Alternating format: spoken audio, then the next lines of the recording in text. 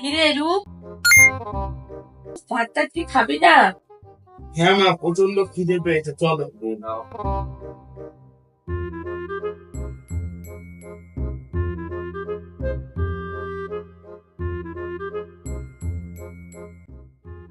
খেয়ে বাসনগুলো মেজে রাখবি, আমিও ঘরে গিয়ে কাজ করছি।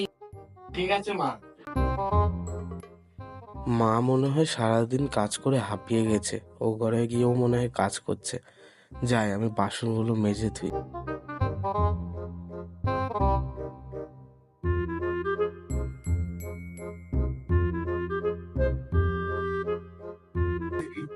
মা,